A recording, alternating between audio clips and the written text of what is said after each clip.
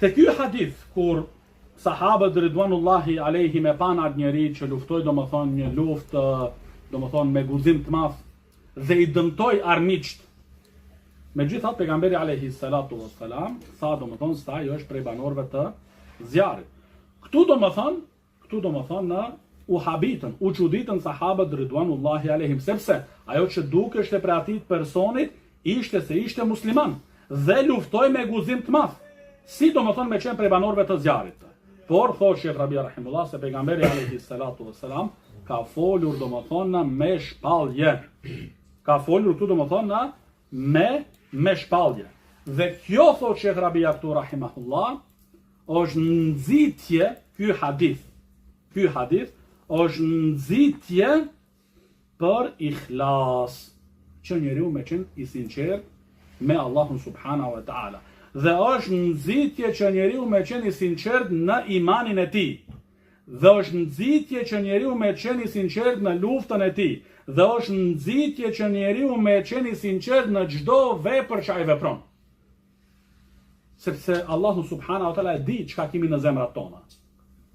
Ai domethënë nga ana që dukeshte për sytë e njerëzve, luftoi domethënë një luftë domethënë shumë të ashpër dhe e guximshme.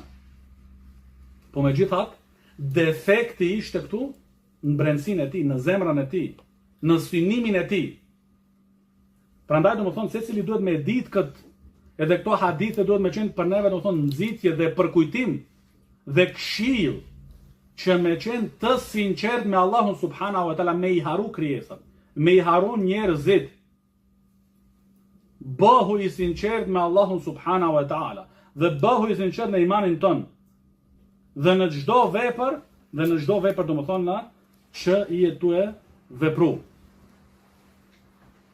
Sepse thot Sheh Rabia rahimahullah, ajo që e pan njerëzit, ju duk domethënë se kjo vepër që e bëri ai person është për veprave të xhenetlive. Kurse në realitet, wa fil waqi', në realitet domethënë min ehli nar, ai që domethënë prej banorëve të zjarrit.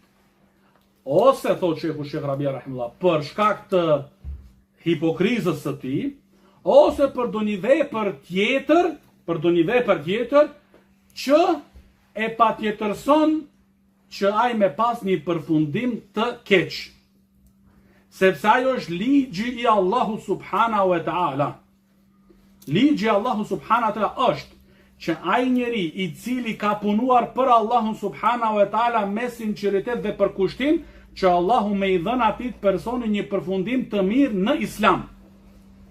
E kush ka çështje që i fsheh, por se Allahu ja din, dhe ai e shfaq të kundërtën prej asaj që është, ky njeri është i ekspozuar me pas një përfundim të keq.